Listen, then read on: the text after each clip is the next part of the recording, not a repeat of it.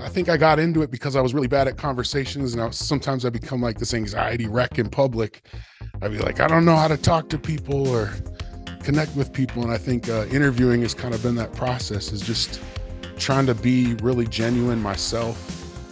And I feel like that's like drawn out true emotion, and people will be comfortable to be their genuine selves, and they kind of bring back these great points. And I think I just really try to trust that and run with that as a core, human to human.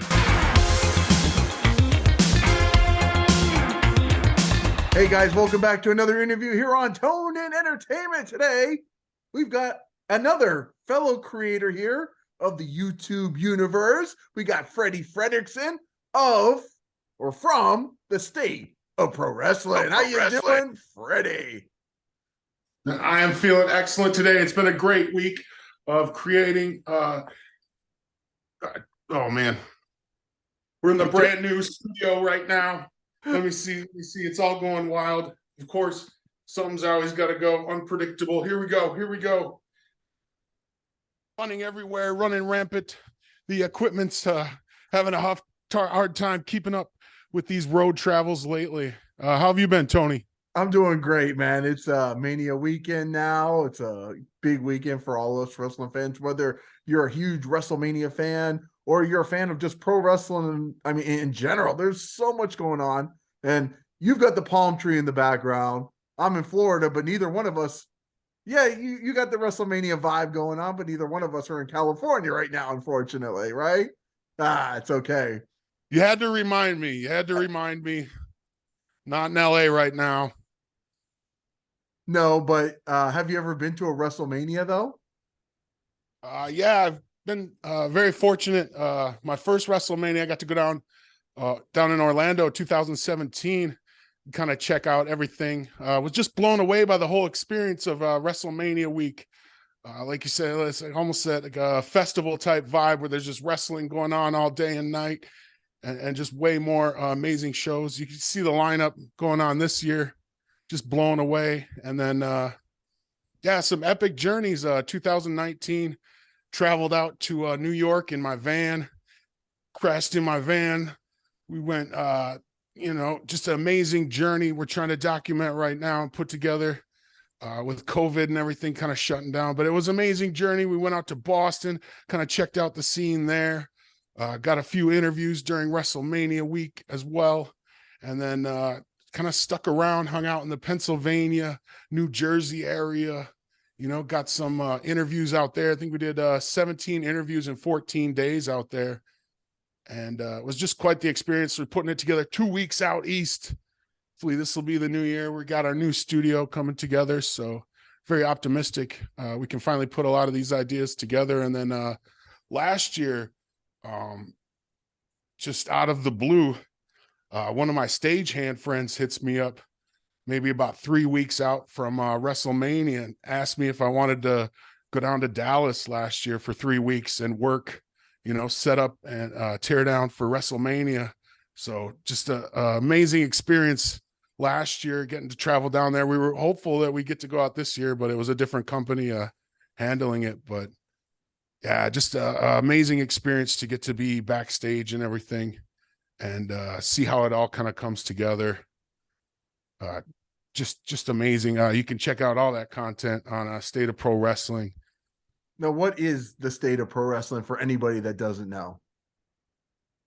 State of Pro Wrestling, we're here from Minnesota. It's kind of known as the state of hockey, and we were trying to throw together ideas, and it's also beyond the state of hockey, the state of pro wrestling. But it began with like checking out these local shows, the independent shows, and really getting that burning desire back as a fan. And but we had like a bigger vision. We wanted to cover more and be able to travel out and whatnot. So just born out of this vision, I would say in the beginning we hit you and it said it was like an art gallery for modern pro wrestling journalism. And I think we've really been able to deliver that within the last year, picking up Daniel Rose as a photographer. It was our goal this year to get him ringside, and we've been able to do that. And then most recently, just the Rampage Santana interview, we were able to mix that with some match highlights, kind of like a wrestling with unicorns type highlight vibe, and then incorporate Daniel's photography into that as well with some commentary. And I think we've really like connected on our vision of what we want State of Pro Wrestling to be, just this creative outlet. We're working on creating posters. When we finally got our official t-shirts out through Bully Brand, a great t-shirt maker out of here, helping out the scene here around Minnesota. And yeah, so we're like looking at diving in, making posters and getting real creative with the graphics wise. And yeah, just anything artistic wise we can bring to the pro wrestling game to help share that vision. I know in the past we've tried doing promo videos and whatnot, working with the wrestlers. So just anything, anywhere this strange path leads us, I guess. When you say we, how many people are in the State of Pro Wrestling? I guess I always say we with everything I do, because there's so many people that like support me or support this vision and everything. And but currently, yeah, there's only 2 members. It's me, Freddy Frederiksen. I do a lot of the interviews and you know, highlight clips, and you'll see some of the photography edits. We're really trying to get creative with that side of it, like the designs. We feel like we can help lend our creativity to the pro wrestling world. But yeah, it's just me and Daniel Rose, our photographer, but he's been so much more than that. Just really the heart and soul, sweetest dude you'll ever meet. Like just brought up the positivity level of everything. I was getting really burnt out last year, but yeah, just renewed the fire within me. We've been on a streak. We've been working with Midwest All-Star Wrestling. Daniel's gotten to shoot ringside, and yeah, having the opportunity to get clips and get back to doing interviews again. It's filled me full of life, seeing everybody missing us. Like, hey, we're a State of Pro Wrestling band. What you guys been up to? And yeah, just having fun, trying to put out fun, creative content and share that pro wrestling love, that feeling that pro wrestling gives me. I want to give back and spread that. I know when we talked this week when we were setting up the interview, you know, you sent me your latest interview, and you said, you know, you're back after being burnt out for a little bit, which happens to all of us, right? So what did it feel like to finally get back into those shoes and just get that first interview back up and running again? It was amazing, and just a feeling to get back out there. It was special for me because it was my nephew's birthday as well, and he's a huge pro wrestling fan. And we had the extra front row seat with us being able to do the ringside photography gig. So getting to see him, his reactions, his passion there, really getting to get back out there, because last year, you know, I thought it'd be a huge year. I got WrestleMania gig. We kicked off the year. We were doing a really crisp live stream show with great graphics and video feeds. And then my editor guy just kind of up and quit and did his own thing, you know, as things happen. And yeah, I just really thought it'd be a year full of different different content able to put out. And I just really fell in love with the craft of being a stagehand. And man, that's quite a grind, you know, setting up during the week and everything. And I just really didn't have the time for wrestling anymore, and it bummed me out.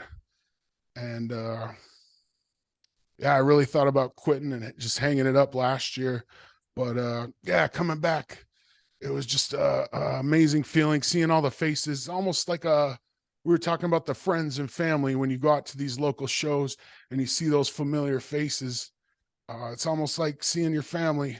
I'm a juggalo. It's kind of got that juggalo feeling, you know, everybody's got each other's backs. You got that family vibe. It was just very uplifting. And then to be carrying out our vision finally, like I said, man, it's been like 5-year grind of doing this, doing podcasts, just doing all these different ideas.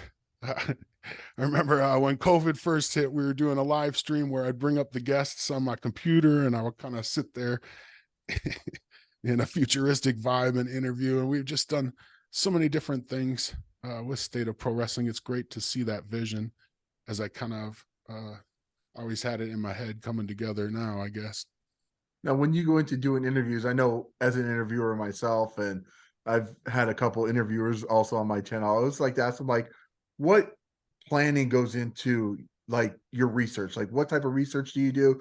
Like, when you know you're going to interview someone, like, what is your like, I guess, pre-production process? Excellent, excellent. Great question. It really varies depending on what we're doing. Um, when we first started off, I would get really in depth, almost like a Nardwar type level. And because I remember the first interview we had, tried to look around the Minnesota scene and see who was huge, and it was Arya Davari. And uh, yeah, I really enjoyed the process we had earlier on. We try to watch all the interviews we could to kind of ask different questions and whatnot. And I admit a lot of the time I'm not putting that much into it. Like recently, it's been more of like a stand-up freestyle, a open mic where sometimes I'll go into it and we'll just kind of have fun with it. We did some the interviews with the Ugly Ducklings where we're just kind of playful and goofy, and it was a great experience. And then recently, like the opportunity we have with MAW here, we're more trying to add value to their product as well to show them that we're grateful for having this opportunity. So the interviews I think have been more trying to capture the night.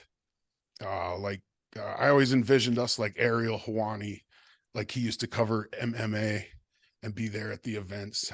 I think that's kind of our vision. Okay, have you ever had anybody like come up to you and just say, "Hey, I see you're doing interviews. When's my interview?" Like, and have you ever done any of those like impromptu interviews where maybe you didn't know who you were talking to? Um, yeah, it's happened where I'm not really familiar. Like when I fell out of being a wrestling fan, a lot of the Impact TNA stuff I skimped out on. Let's see, what's a good example of this? And you don't have to name a name if you don't want to. Uh, um, God, I'm trying Like to how, think. I like know how, there's been a couple where I've just like been an idiot and looked like a fool. Like that's always bound to happen. like how do you, I can't think of one right now, no, man. like how do you handle a situation if someone comes up to you and you're not sure like where you're gonna go with the interview? Do you just kind of like wing it and impromptu, or do you say, "Oh, maybe, hey, can I get your name? Or maybe we can do it next time." I don't know. What would be your process with that? That's a great question, man. That's one thing that I've been kind of looking at now is like, how do I approach these? Like we've got MAW's got Wilmer Mania coming up, and he's bringing in Carlito. So for somebody like that, I think I'm going to sit and do my research and put together like a draft board and really do my homework on the bigger names. And then, but yeah, in that situation, I guess I just kind of wing it and freestyle it. I used to do MC like rap songs, freestyle, whatnot for open mic. So I think a lot of it you can kind of just approach. Like I think I got into it because I was really bad at conversations, and sometimes I become like this anxiety wreck in public. I'd be like, I don't know how to talk to people or connect with people, and I think interviewing has kind of been that process. Is just trying to be really genuine myself, and I feel like that's like drawn out true emotion, and people will be comfortable to be their genuine selves, and they kind of bring back these great points. And I think I just really try to trust that and run with that as a core, human to human. A lot of the time, I think the main thing or one thing that's really inspiring about talking to all these people is that they're chasing their dream, and at the core of that, the sacrifices and everything, and there's this real raw genuine like sports story coming out of it there, and you can kind of just they're dropping you breadcrumbs. I think that's my biggest challenge is trying to listen, and they'll give me these little breadcrumbs of, oh, this is, I could ask him this and I could ask him this. And but just trying to stay focused in the moment. I think Chris Van Vliet, I like listening to him, seeing his style. And yeah, like I heard of you, just trying to look around and see who else is creating and see, kind of peep their style and see what they're doing, I guess. But yeah, I'm always comfortable just winging it and pretending I'm knowing what I'm doing. But I think if I seen Carlito or somebody like that popped up to me and was like, "Hey, let's do an interview," and I didn't know who they were, I think right now the game plan would be to just even just a quick. We're blessed with the internet, man. You could sit and find in 10 minutes. You could come up. I could come up with like a list of some great questions or entertaining questions. I feel so. I'd go that route if I had my choice. But if we had to wing it, let's do it. Let's have fun with it. Let's bring out a smile or some emotion. And it's always easy. I mean, not easy, but I mean, it's always just a little bit more comfortable because at the end of the day, we're talking about wrestling, right? So it's kind of like, you know, you don't have to get too in depth. It's like, you know, enough about pro wrestling. They know enough about pro wrestling to have at least, like, I guess, a fun 5-minute conversation, even at the end of the day. Yeah, yeah, and you can always go to those like go-to questions like where did you train or who was your favorite wrestler growing up and stuff like that. Like yeah, there's that. That's a great point. It's funny you There's say, just that love for pro wrestling. yeah, you said Chris Van Vliet, who is actually a personal friend of mine. I actually was a coworker. We were coworkers at one time, and he kind of helped me get into this by introducing me to Gangrel. And that's how I kind of Oh, got my start by doing this. And I've interviewed, I've had him over my house to do an interview with him. And the best piece of advice he ever gave me was he watched some of my interviews and was like, okay, your personality, but you need to bump it up to like 110% or 120% in order to come across as energetic. Have you ever been given any good advice from anybody that you've put into the works for your interviews?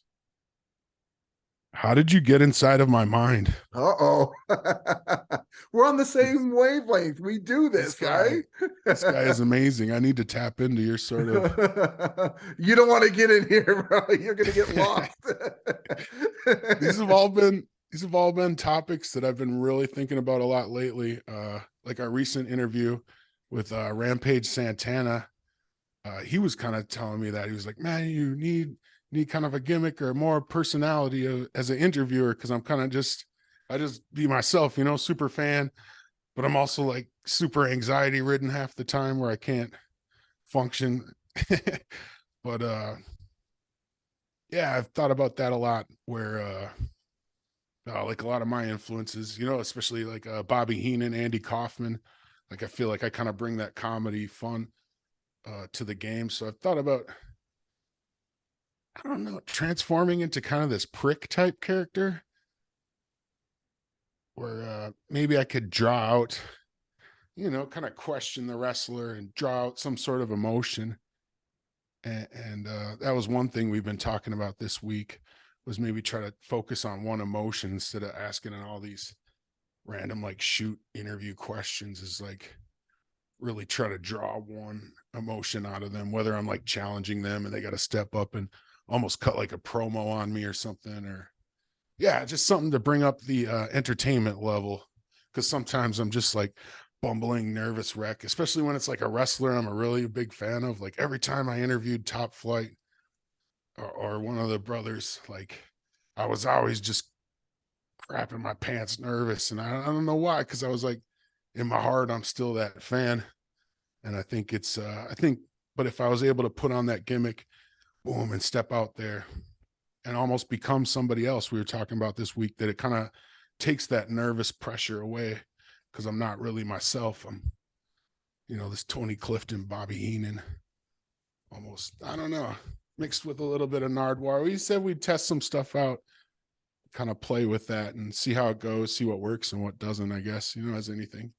What's funny is, I mean, not funny, but I mean, you say that, you suffer from anxiety, but a lot of wrestlers I actually talk to are in the same boat. They actually suffer from anxiety, and a lot of them don't like to do interviews because they feel the anxiety and stuff. And actually, some of them have actually asked me, "Hey, can I do it in character?" Because when they're in character, they feel like that's what pushes the anxiety to the side. And I think not only would I think a good heel interviewer be good for you, maybe for that particular reason, but nobody's doing that because I kind of do like when I do some promo videos, not that I've done many, I kind of do the babyface, version of it. I think a heel, like I think that's a something that's not tapped into, and I think maybe for two reasons, I think that would be a great thing to do. Yeah, I'm hoping it works out. Like, yeah, you say it's easy to be just like the interviewer and just put over the guy, but yeah, maybe bring a different element to it. We'll see how it goes, I guess. Now, one thing we do have in common is the first wrestler I ever interviewed, and this is for my shoot job, so it's not even on my channel because I was doing it for my regular day, my 9 to 5 job, and I Right. was so nervous when I saw this person. I was sent to a Comic-Con just to get interviews, not even wrestlers, just people there. And I walked by the booth and I saw Road Warrior Animal standing there. And as a kid, I mean, me and my dad dressed up as the Road Warriors for Halloween.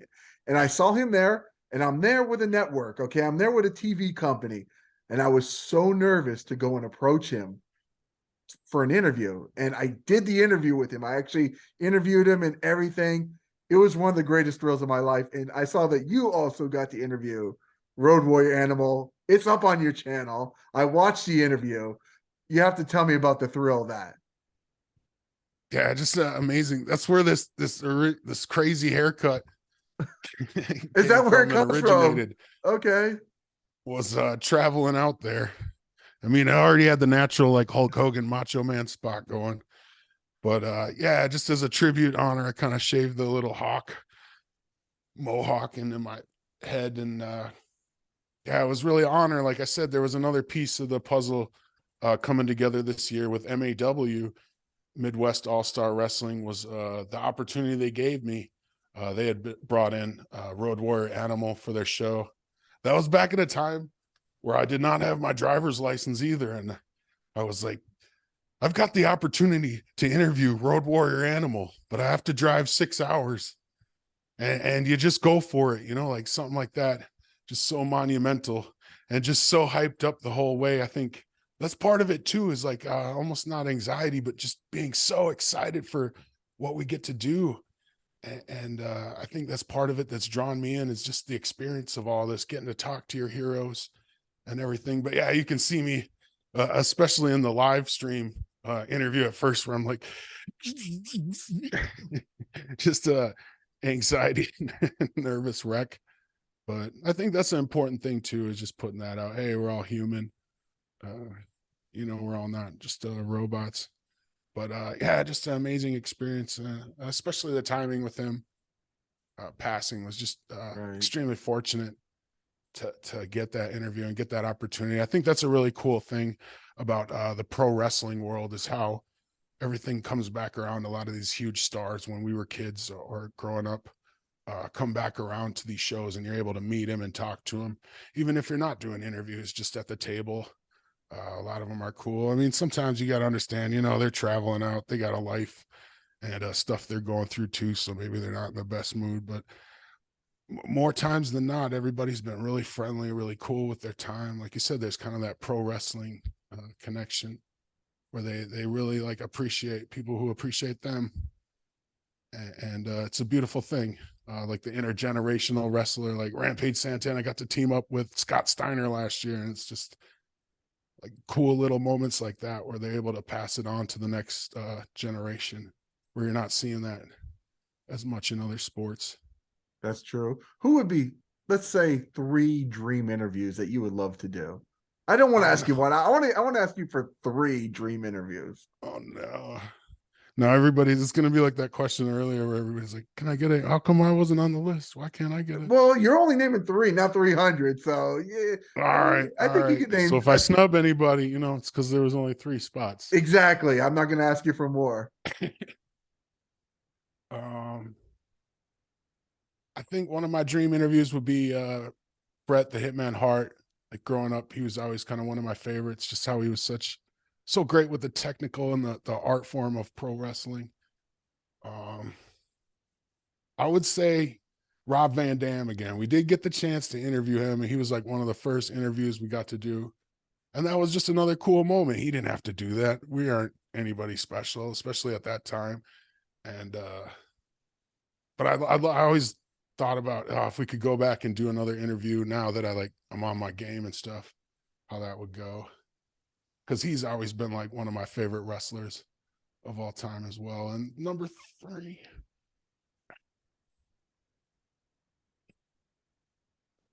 there's got to be somebody elusive. Is it like an alive or dead thing? I mean, it can be somebody who's passed that you wish you would have had the opportunity to. I think, like I said earlier, the influence of Bobby Heenan and Andy Kaufman with that like comedy style, or how they worked, how they drew people in. I think 2 of the greatest workers. I think either of them would have been great. Like I got the chance to meet Bobby, but it was towards like the end of his life, where he wasn't able to speak as much. And yeah, I wish I always would have reached out to him. I wrote this huge thing where I was like, could I be your pen pal? Would you write like the wisdom of pro wrestling back to me? But I super like chickened out and never gave it to him. But yeah, to be able to pick Bobby Heenan's brain, he just had that like genius, that wit to him, that comedy wit. And I feel like, like I said, being my natural self cranked up to 10, like that's who I am, that Joker kind of dude. So be able to get that influence from them, I think that they would be on that list.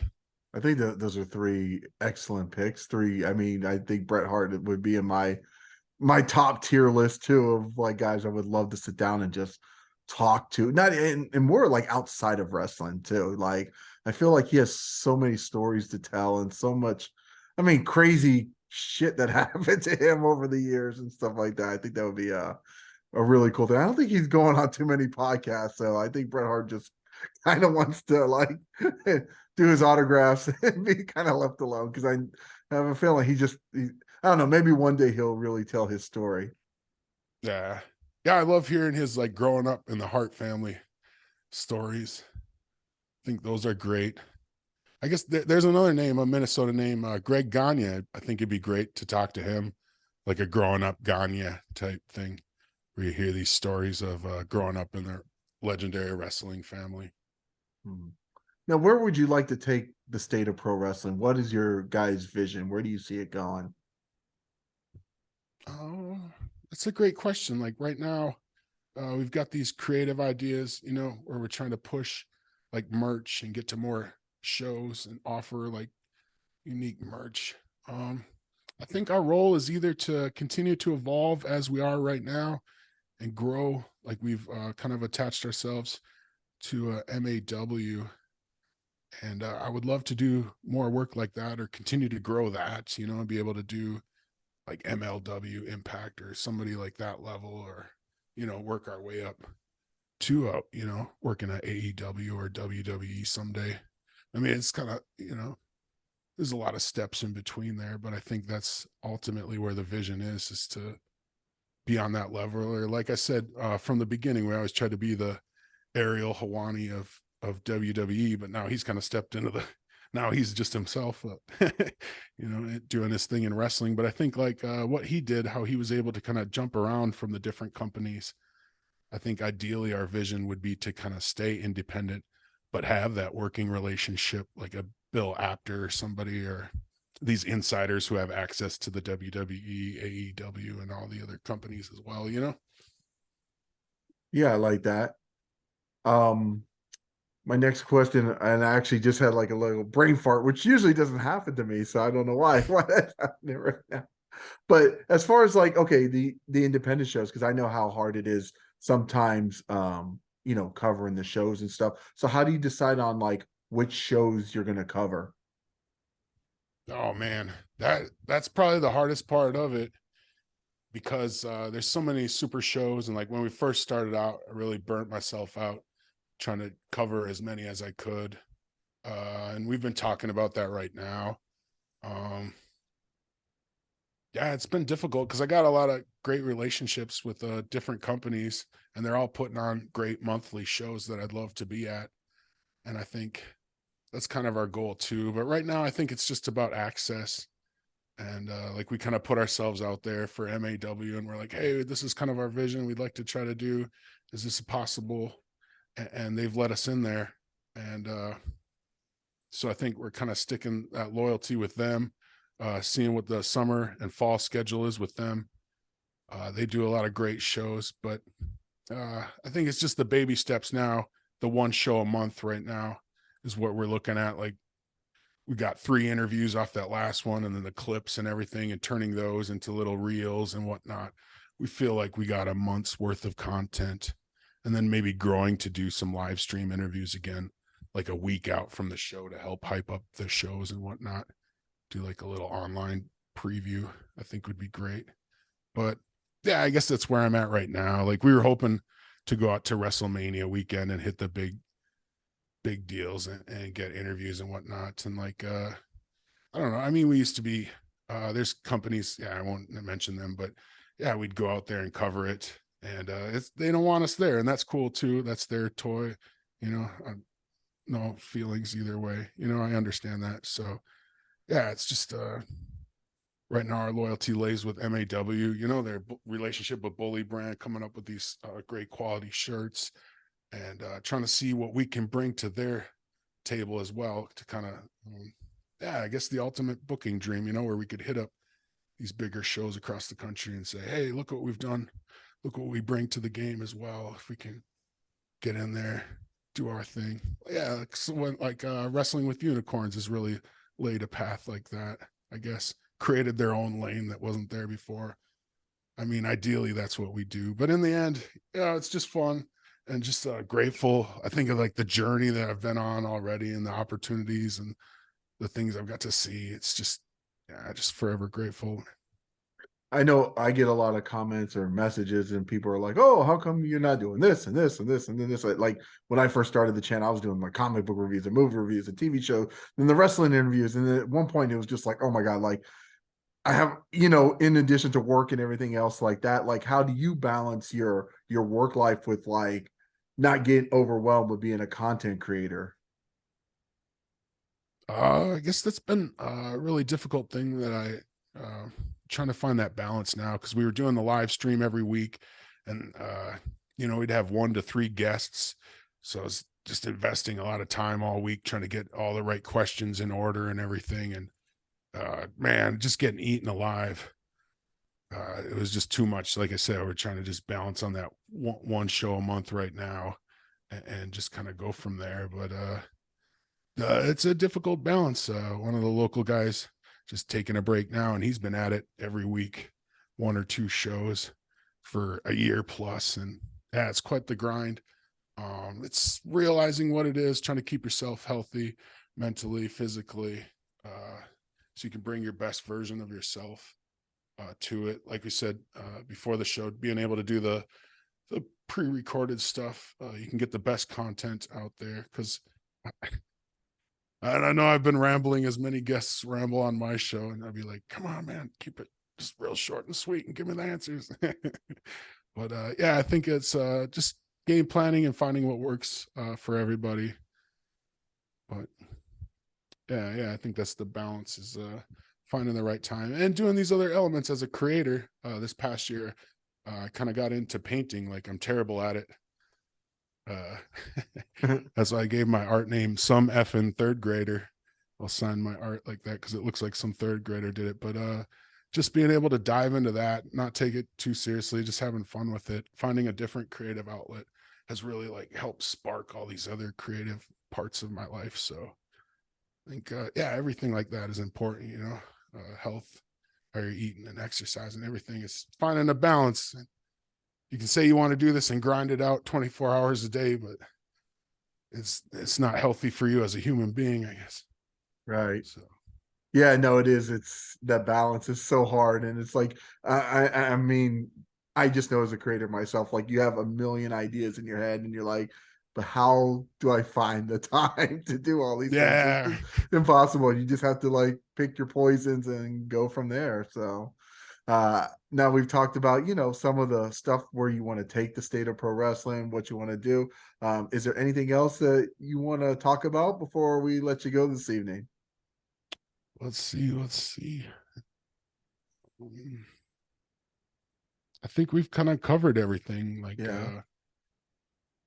yeah, it's been quite the journey, you know, last year stepping into that stagehand world. And like you said, I was really consumed and inspired by that world, seeing behind the scenes how all the lighting and different elements come together, the sound and everything. And yeah, I was just really consumed by that world, and I kind of stepped away from wrestling because I was just had found something new. And yeah, just been the heart and soul of Daniel coming in. He was going to all these shows just as a fan, shooting what he could photograph wise, and just his love and passion really brought me back to it. And yeah, it's just been that teaming, that coming together. Um, he's got, look, man, I've been trying to put out shirts since this thing started, and Daniel was like, yo, we got to make this happen. And he made it happen, man. And like, he's just been so inspiring, and seeing him get to do his thing, and like, yeah, to get to be ringside, like his mom was so happy for him. And yeah, just the sweetest dude ever, man. When we put him on last year as like the official photographer, we were like, what kind of pictures you want to represent you? And he said, pictures of my dad. And he's passed away, but like, he was the one who got him into wrestling. And just seeing that heart and soul of him and the passion, I just can't put him over enough. And this year we were like, man, we just want to reach out, like touch base with you and just other creators. And like, we're trying to share everybody on the state of pro wrestling, like the fellow creators out there. Because I think, yeah, there's a lot of great content, great wrestlers to be discovered. Like, I keep thinking about the Ugly Ducklings, how slept on they are, and be like, oh man, if they just had like, just give them 30-second promo on TV or something. Just that the heart and that passion coming back. It was a hard couple of years with COVID and everything going on too, and really shutting everything down. It was really killed everything for me. But yeah, I think that's it. And then April 22nd coming up, MAW Wilmer Mania 4. Hacksaw Jim Duggan's going to be there. Carlito's going to be wrestling our homeboy Rampage Santana. Really looking forward to that. The creative idea where we're trying to dive with that is do like this mini doc kind of experience, kind of day of before the match, and get the highlight clips, and then get the post-match interviews and reactions, and kind of see where that project goes. And I think that's where it's all at, is just coming up with these different creative ideas and see what works.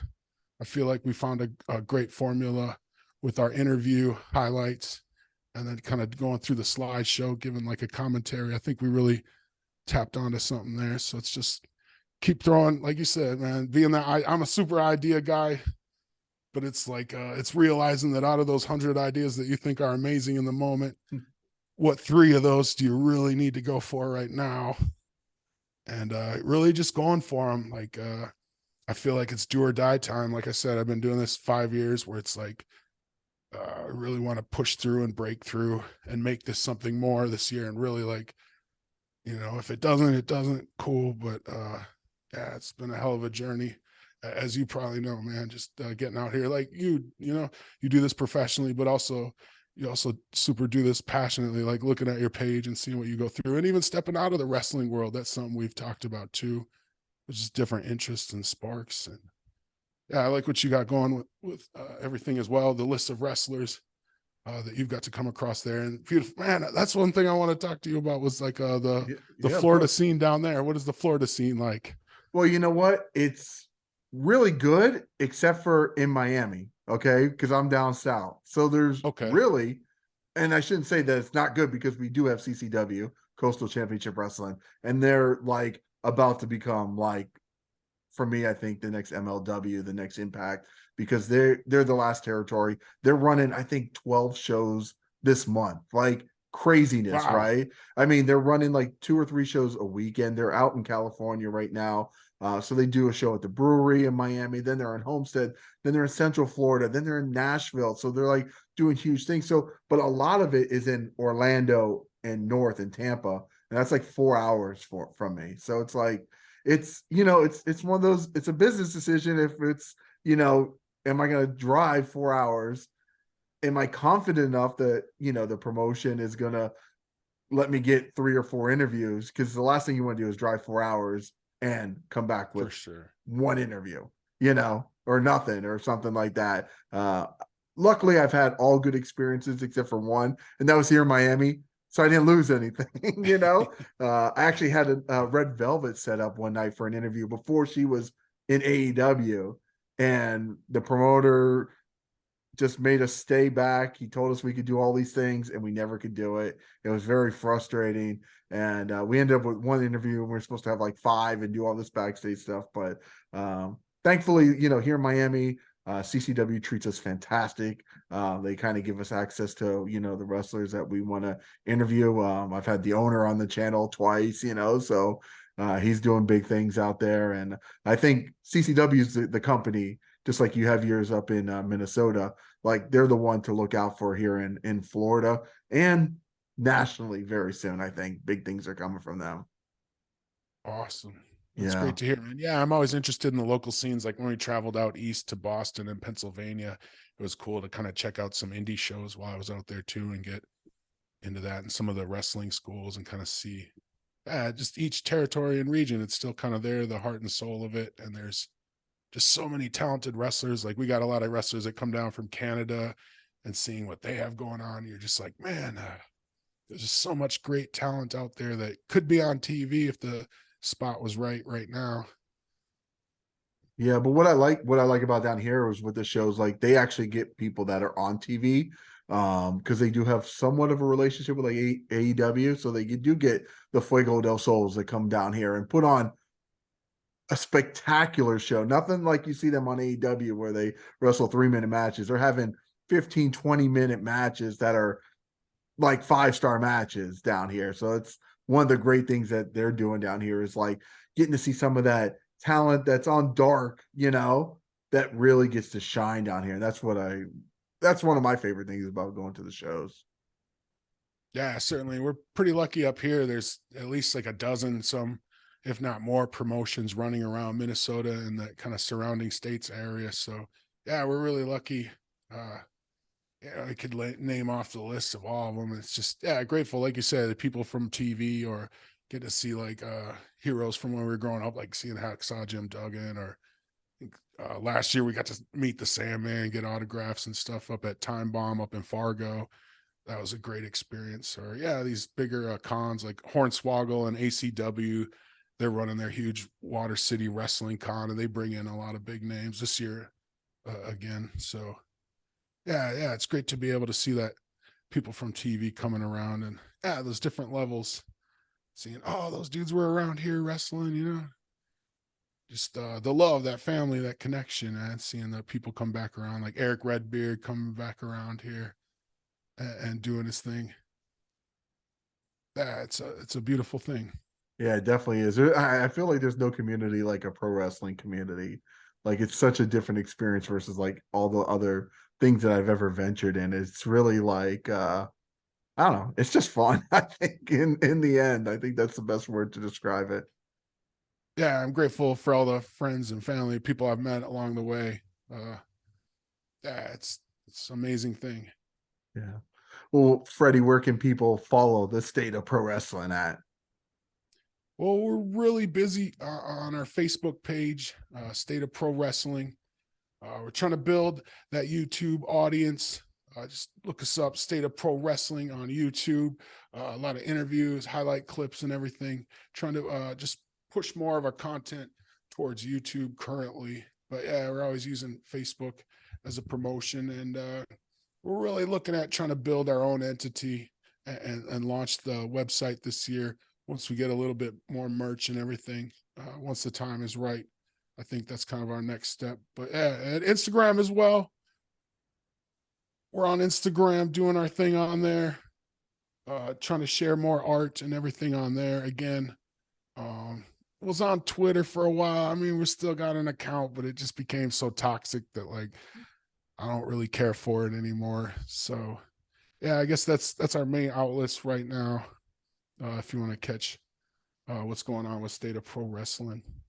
Well, perfect. Well, Freddie, I do appreciate your time and your passion for pro wrestling. It was really fun talking with you, and I love the things that you're doing. And, I think at the end of the day, like, I think we're both in the same mindset that no matter what happens, where this journey takes us, at least we did it, right? Yeah, forever great. It's been my tagline this year. Forever grateful for pro wrestling. The experience of it, seeing the smile on your face here, doing our thing, man. Yeah, this is beautiful. I could sit here, probably interview each other back and forth Yeah, we could Just, have a shoot the shit 17-hour about wrestling. conversation. Yeah, if we really wanted to.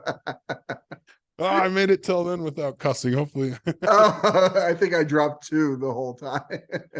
Yes. Well, Freddie, it's I been want to awesome. thank you.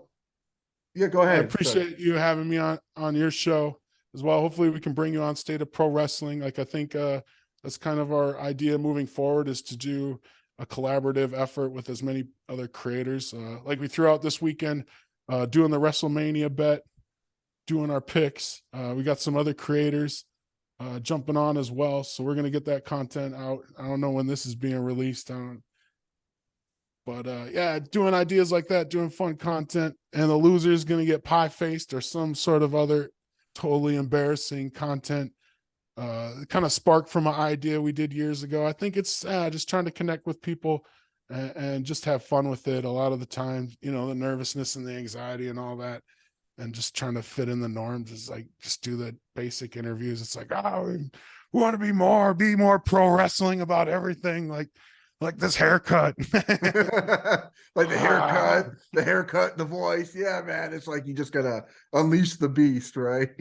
Yeah, that's why I love pro wrestling too. You get to go to this atmosphere. Where else can you be like, hey, you stink, buddy, you're the worst, you know? Like if you're at a sporting event, they're like, hey, that's bad sportsmanship and stuff. But pro wrestling, you can just be 100% yourself. Yeah. And yeah, just a beautiful backdrop to be yourself at. Yeah, no, for sure. It's funny. It's actually it was November last year. My wife and I were on vacation, and you know, we watch all the AEW pay-per-views and stuff like that. We usually watch them at our place, and we have people over and have a good time. But we were on vacation. Nice. We were driving through Atlanta at the time. We were going to be in Atlanta on that particular Sunday, and they were playing at a movie theater right at Regal Cinema. So we were like, we did a bunch of stuff. We got tickets. We actually went to Regal Cinema, and it's the only place where other people are coming in too. And they're like, oh, it's going to get rowdy in here. I'm like, it's the only theater in this whole complex where silence isn't golden in the movie theater is during the AEW pay-per-view. Yeah, just that feeling, man. Yeah, last year we got to go to Full Gear, and I lucked out and got a floor seat gifted to me. And yeah, just the feeling, everybody chanting and that collective feeling. Or this year, or that last year at Dallas, I knew some people who were working during the day, and I got the wristband, and I worked my way in there, snuck in there. I walked out on the floor, and yeah, just to feel that energy and that vibe, man. I think that's what really drew me into that stagehand stuff too, was just envisioning the crowd, the feeling, having those few seconds to make the people react. And yeah, it's been a beautiful journey seeing these people chasing their dreams, all these pro wrestlers, getting to connect with them. Very inspiring as a creator. But yeah, what else is there to say? Hopefully it won't be this face full of pie. Hopefully Tony will be the clown. I won't be the clown for once. No. It wouldn't doubt me if my face wasn't going into a pie at the end of I'm terrible at picking. I'm horrible. So I stopped doing prediction videos because mine were all wrong. Yeah. Well, we'll be the smartest of all the smarks. Yeah. Tune in WrestleMania week. There we go. I'm looking forward to that. So Freddie, it was awesome speaking with you tonight. I'm glad we made this interview happen. And hopefully you guys are gonna go check out Freddie and all his YouTube content, because he's got some good stuff on there. We're promoting other content creators, because that's what real creators do. We promote each other. So guys, if you like interviews like this with Freddy Frederiksen, make sure you stay tuned in here to Tone In Entertainment for future videos. Subscribe to the channel. Do it. Go now. Do it now.